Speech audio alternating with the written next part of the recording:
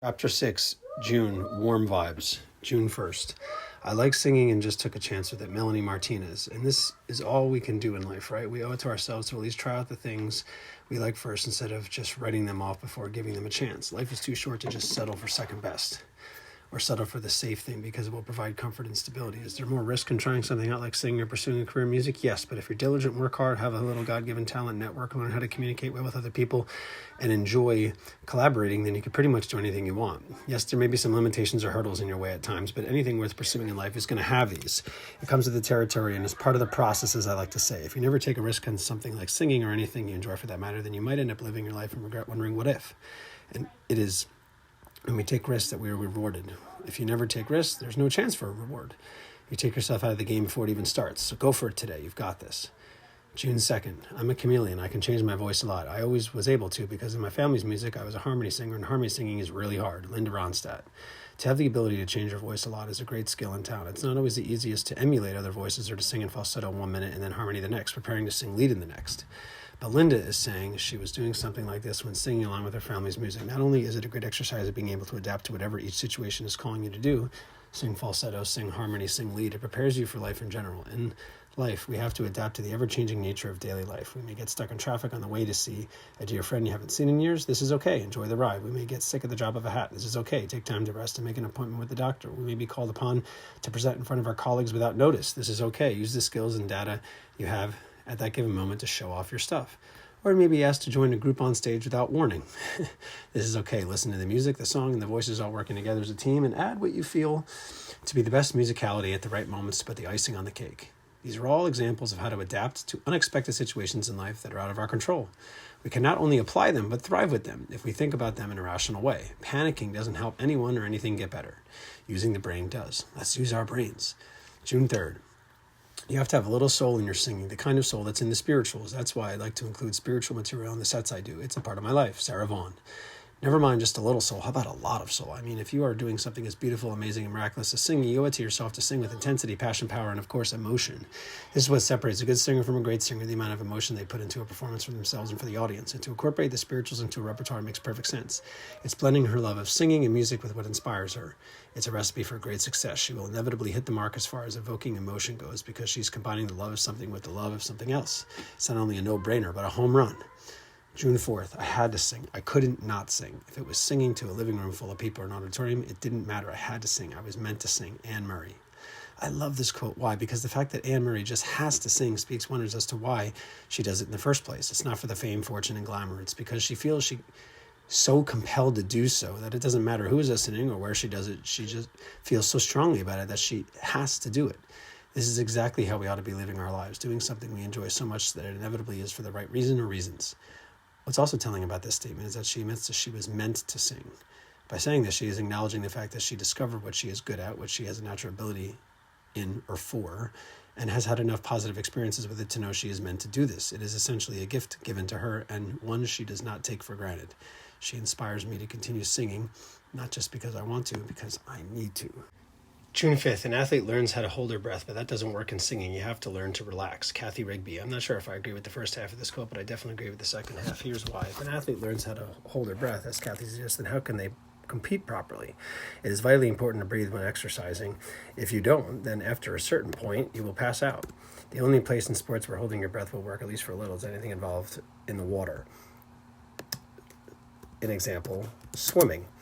Even still, you are holding your breath for a very long time, coming up for air so that you can compete at the highest level. With singing, you most certainly have to plan for breaths in order to perform at your best. Before singing a long, powerful note, you are taking a deep breath. Before rapping a long string of words in a row, you are taking a deep breath. Even if you weren't singing a song, a low, powerful note, or saying a string of words quickly in a row, planning for a breath is the name of the game so you don't run out of air anywhere in the song. Yes, there has to be a flow with what you were singing, but that flow can and should include planned breaths.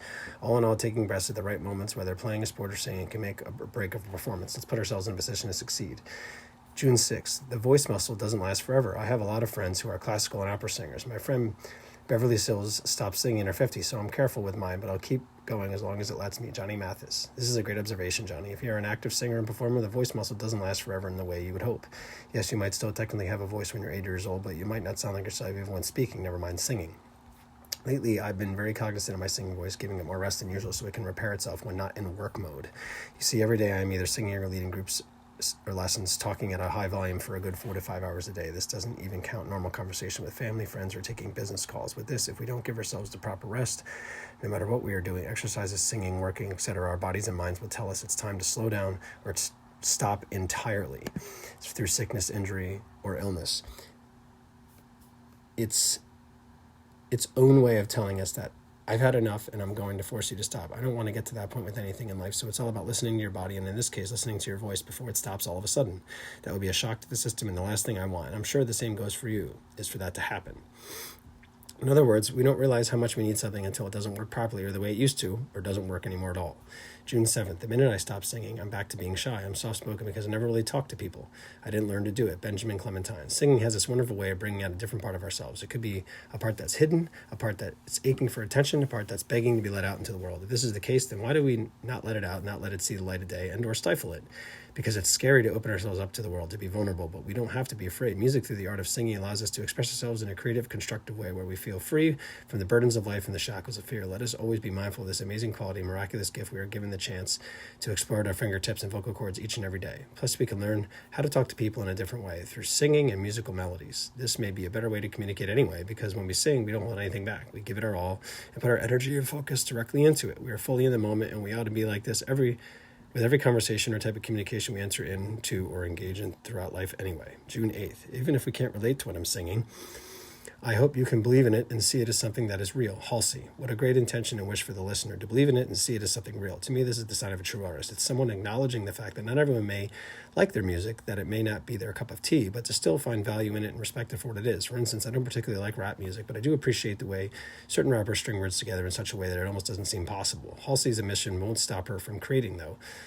She will continue to do her thing, and those who are into it will pick up everything she's putting down. She may attract new fans and listeners along the way, and then anyone who doesn't want to jump on the train, then it's going to continue moving down the tracks. I can't think of a better way to be as it pertains to being an artist. You're not going to please everyone, and this is okay. If you're doing your best with the gifts and talents you've been giving and doing them for the greater good, you have nothing to worry about in the end. June 9th. I enjoy singing Being in Touch with Something That Is Inside of Me, Roger Daltrey. This is exactly what we're doing when we sing. Being in touch with something that is inside of us. What's that thing inside of us?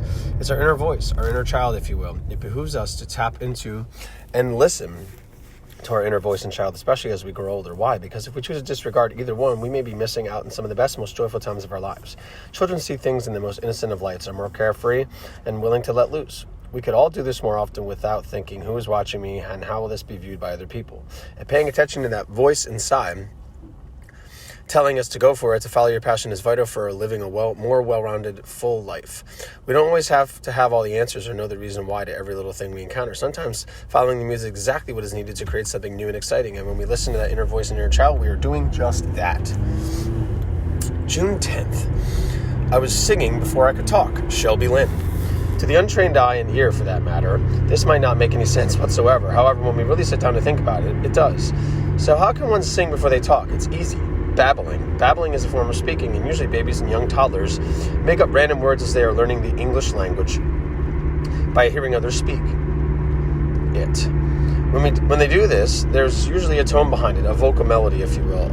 As these babies and young toddlers grow a little older, the seemingly gibberish words turn into actual words, sometimes still with a tone behind them. Well, on certain occasions, you can even hear the sound of them humming when they are engaged in another activity. It's pretty fascinating and something my son used to do a lot. Maybe your son, daughter, niece, or nephew does the same. June 11th. I believe in singing for my supper. I'll never accept a gram because what I do should be able to be founded purely on free enterprise. Russell Crowe. Basically, Russell is speaking the idea of earning your keep, as they say. This applies to anything in life, and in this case, singing. Whenever I have a gig, I think of it as a way to earn a water, earn a dinner. I'm putting in the work to feel that I have, in fact, earned it. I don't want to just be given anything out of charity or sympathy. There is something more gratifying about earning something than feeling like you received an award or grant or praise undeservedly. It's as if you don't feel worthy to accept it. Singing, as we've detailed in this book and others, the daily verse, the daily course, and daily bridge, is a labor of love. Exercises many muscles in your midsection and throat and is great for mental well-being. Why do we say this again? To reiterate the fact that singing is no small task and one that ought to be appreciated by whomever comes across someone doing it. I've been saying this kind of thing for years, and it's nice to have a celebrity in Russell Crowe put it into words that so many others can appreciate the quote for what it is. June 12th. I just really need to sing and not worry about writing. Just by singing for pleasure, your voice takes you to what it wants to sing. And that is how the best stuff kind of emerges. Patty Griffin. Yes, it's all about being fully enveloped in the moment and not worrying about all the what-if scenarios of what could go wrong or how it might be perceived by other people.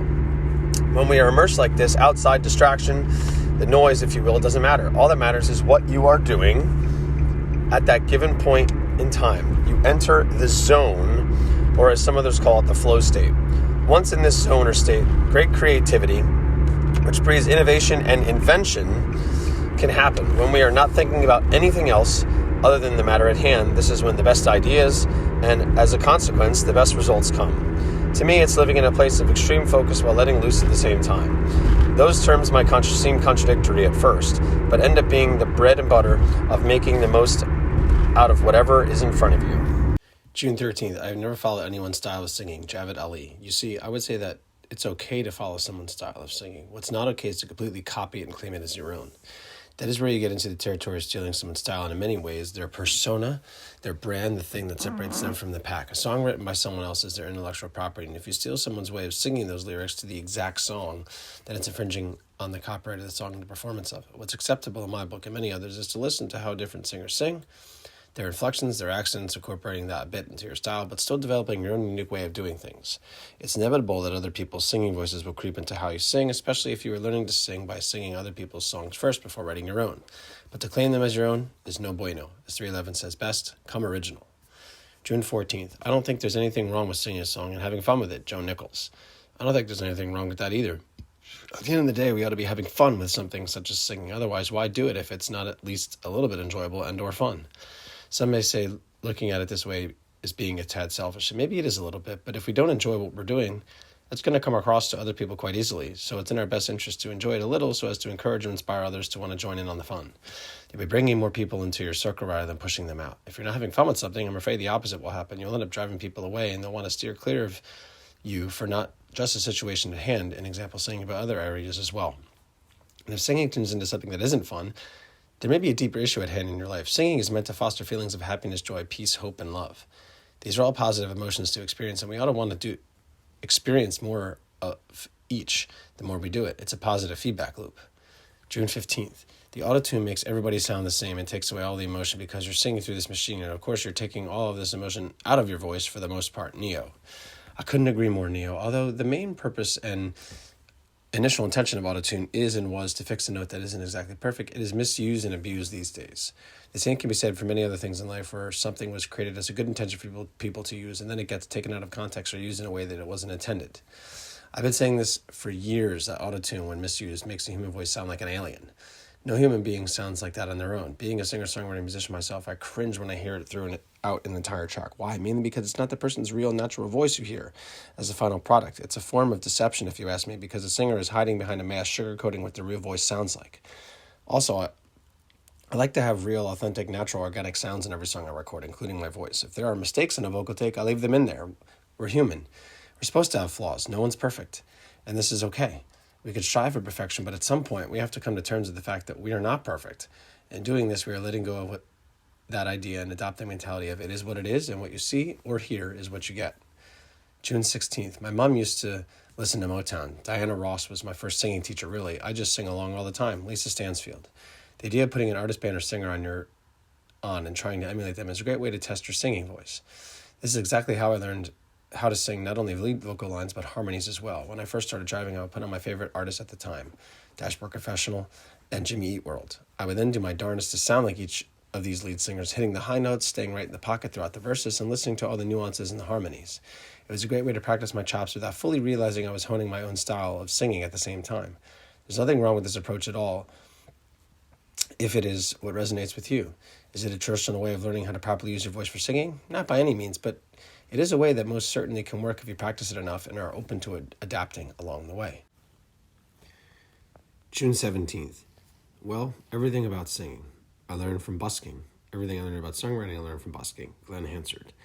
If this isn't working your way from the ground up, then I don't know what is. In case you are unaware, because I never want to assume, busking is when a musician sets up camp anywhere they'd like, on the street, in the subway, on the boardwalk, etc., with their case of whatever instrument they play and or a tip jar and performer for the passerby.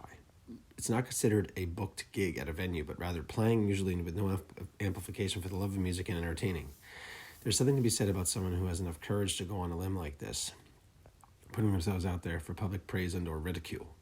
It takes gumption and belief in oneself to do so. When you busk, as I have done before on multiple occasions, you're depending on the kindness of others to walk away with some money, be it change or small dollar amounts. In addition to this, you find creative ways of getting people's attention to entice them to stop and listen.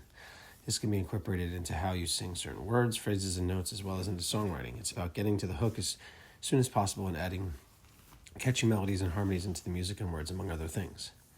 June 18th. There's an energy in people coming together and singing. Kano. There really is. Think about any time you go to a concert. It's akin to a religious communal experience that everyone shares together when singing along to song after song in harmony, all at the same time. The same thing goes when you are singing along to hymns at church. There is a full congregation of people singing along to the same thing at once, and singing at a peaceful protest rally or something along those lines. People come together to sing in unison for a specific cause. In all these situations, a group of people are coming together to sing. The energy that is present is like nothing else we experience as human beings as it pertains to music. There's a power in it that is hard to describe. It's palpable. It's connecting to something bigger than ourselves. In a sense, it is divine. June 19th. I was always musical, yelling when I was a baby, singing into a brush and singing in the shower. Susan Boyle. Yelling when you're a baby. Well, we all do that to some extent because we don't have the words to ask for or say anything yet. We are literally finding our voice and how we like to use it to get by in the world around us. Finding any which way to sing. Now that's my kind of music. Singing into a brush is a great way of pretending you're on a stage singing in front of a big crowd. I never did that, but I have used a maraca, an empty water bottle, and even a toilet paper roll as a pretend microphone. Why not? Any way you can create that visual, that moment of singing with a prop, is a solid venture. And as far as singing in the shower goes, again, why not? We all know it sounds better in the shower than anywhere else in your house due to the natural reverb and acoustics in most bathrooms. Plus, it's a place of privacy where you can be yourself without having to look at anyone. In essence, it's a judgment-free zone where you will inevitably sound the best in the comfort of your own home. June 20th. I always seem to be singing against the grain, Morrissey. Creating your own unique style. This is what I believe Morrissey is really speaking to when he says singing against the grain. It is taking what you've heard and still do hear within a song, whether it be a cover song or an original one, and putting a twist on it, almost your personal stamp on it, to say, this is mine. I love the idea of being original, authentic, truly yourself, because everyone else is already taken. Go out on a limb.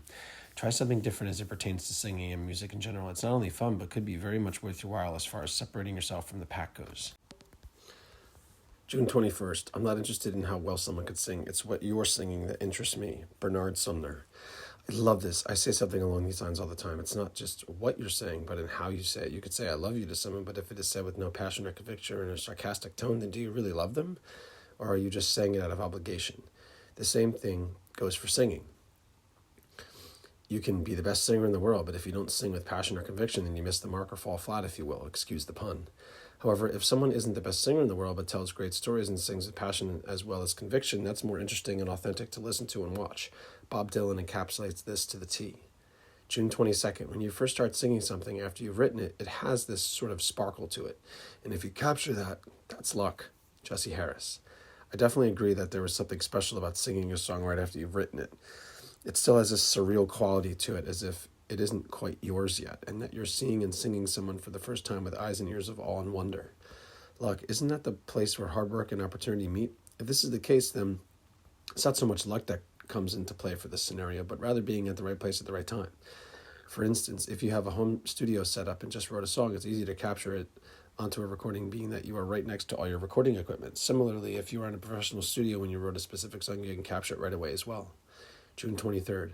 I know nothing other than singing, and I feel blessed. Javed Ali. Now, I'm sure Javed actually knows more than just singing in his life, but the sentiment behind this quote does ring true. The fact that he's acknowledging the art and act of singing as being such a big part of his life shows me he's not only takes it seriously, but allows it to fully envelop his life. At this point, he's essentially saying that singing is the thing he knows the best, which means it's the thing he does most often and is most likely the best at. And he goes a step further by saying he feels blessed because of it. I love this because he is giving the credit where credit is due. He realizes that singing and in turn music is a gift that many people wish they could do on a daily basis and make a living at. He actually gets a chance to do that, and he doesn't take it for granted. This is exactly the right attitude and mindset to have about a gift. At the end of the day, it isn't solely ours as it is shared with God, the universe with others, and then ourselves. June 24th. I'm not going to be singing songs that I made in the past. I close the door on that incarnation of Sinead O'Connor. Sinead O'Connor. I love this. It's all about pushing forward and continuing to hone your craft. It's better not to rest on the accolades of your past because there is a real danger in becoming complacent. Once we become complacent, we no longer find a reason to exercise our creative brain to try new and different things. If we are not learning something new or trying something new, we not only stagnate, but actually regress. We regress because other people around us, possibly in the same field, will continue to learn, improve, and better themselves while we continue to do the same things, expecting bigger and better results. Bigger and better results don't just come from doing what we did before. They come from taking risks, going out on a limb, pushing the envelope, coming at something from a different angle.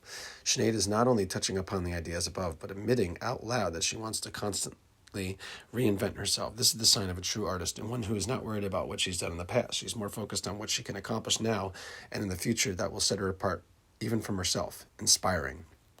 June 25th. Singing is a rough business. Every vocal performance involves hundreds of thousands of micro-collisions in the throat. Osama Rashid. When you really think about it, Osama was right. Singing is a rough business for the throat, and it isn't just limited to the throat either. It is an intense physical endeavor for the diaphragm, abdomen, lungs, rib cage, esophagus, and many other muscle body parts involved in the taking in of air and the pushing of it out. The fact that we are able to talk at all after singing a performance of any substantial length is unbelievable, dare I say, a miracle. This just goes to show the restorative nature the throat and all these other body parts has for itself. It's quite amazing. June 26th. For me, singing sad songs often has a way of healing a situation. It gets the hurt out in the open into the light out of the darkness. Reba McEntire. I both agree and disagree with this quote. How I agree. Misery loves company, so singing a sad song or a string of sad songs in a row will automatically bring people together so they don't feel like they are alone in what they are thinking, feeling, or going through. It provides us with a sense of togetherness and connectedness so we aren't left dwelling or ruminating on something in our head all by ourselves. In doing so, whatever is lurking inside of us is brought out into the world to decipher, distinguish, combat, and figure out. How I disagree. Singing sad songs may not heal the situation completely and forever, although it can give us a quick fix of healing, if you will. If short-term healing is what you're looking for, then great, then this is for you. However, if you're looking for a more long-term type of healing, I would gravitate towards happy, positive, upbeat, inspirational, motivational kinds of songs. They not only can heal a situation in the short term, but can give us something to hold on to when times get tough over the long term in a more constructive, productive, moving forward kind of way than a sad song would. Happy, upbeat, positive songs make you feel good, and there is plenty of them to go around to help us feel connected together as well. There is a time and place for sad songs, but I wouldn't rely on them as the end-all, be-all, overall healer for you. June 27th. Most people think that heaven is a choir and all you would do is sing. Bruce Wilkinson. I can't think of a better image and activity for us to do in heaven for eternity than to sing. Everything and everyone would inevitably and inherently sound beautiful and in harmony with one another. How? Because in order for anyone to make it to heaven, their soul has to be purified, therefore making you perfect in the eyes of God, his angels and saints, and everyone else who is already there. And to sing for the glory of God is best thing, and in one sense, the only thing we ought to be doing. Literally singing God's praises in his presence. Does it get any better than that? I don't think it can or will. Not to mention the Bible, as well as many other Christian and Catholic literature, speaks about choirs of angels already in heaven. In fact, there are 9 of them: seraphim, cherubim, dominations, powers, virtues, principalities, archangels, and angels. So they're already doing their thing, waiting for the arrival of so many more souls to join them. How cool is that? June 28th. When I'm singing, I'm happy. I'm doing what I can do, and this is my contribution to life. Anita O'Day. I love this. Anita seems very self-aware and knows this is what she was put on this earth to do, sing. And she's right on point with singing, making you happy. There's a lot of scientific research to back up the fact that during and after the act of singing, the feel-good hormones in the brain are released, therefore making us happy. She obviously feels that, dare I say, embodies it. The fact that she is convinced it is her contribution to life leads me to believe that she has a good hold on what her gifts and talents are and that they fill her with meaning and purpose. The fact that she chooses to use them for good is amazing because she specifically uses the word contribution, which has a positive connotation associated with it. If we can all be so lucky to realize our true gifts and talents, be happy as well as filled with meaning and purpose in their pursuit, and choose to use them for good, then and only then will real change be made for the better. Yes, there are small increments being made every day already, but this would lend itself to a more immediate and outward positive impact on the world. June 29th. And singing is a physical thing. Your vocal cords are these muscles, Mickey Dolenz. Although singing is a very physical thing, the use of the vocal cords, throat, tongue, lungs, face, diaphragm, and more, it's not just a physical thing. Don't get me wrong, when you witness a performance by a singer really going for it, the physicality of singing does not go unnoticed. They sometimes turn red in the face, veins start popping out of their neck and head, and they put their whole body into it, dancing, getting down on their knees, using their hands and arms to further aid in projecting their voices and harnessing the power of the crowd. You have to appreciate everything that goes into singing from the physical standpoint, but the emotional and the psychological element of singing should not be ignored. While someone is singing, they think about the words they are singing and how they might best connect with them in order to inspire the audience. They may think about how to deliver a particular line of a song differently than last night's show, for instance. They may be thinking about that time 3 years ago when this song was first written and what it is about, bringing them back to that moment in time while they're in the current moment. There is so much going on in a performance of a song through singing, whether live or behind closed doors. It is really in our best interest to look at it from a well-rounded perspective to gain the broader picture of what's happening on and below the surface. In doing so, we'll most certainly have a deeper appreciation of the singer and of the song itself. June 30th. To me, singing is like a freedom. It's a very therapeutic thing. It's incredible. I can just lose myself. It's sort of like meditation. Lisa Stansfield. I agree with all these statements 100%. Let's break them down. Singing is like a freedom. Singing is a kind of freedom where you let go of your inhibitions, throwing caution to the wind and letting your soul shine through without hesitation. Number 2, it's a very therapeutic thing.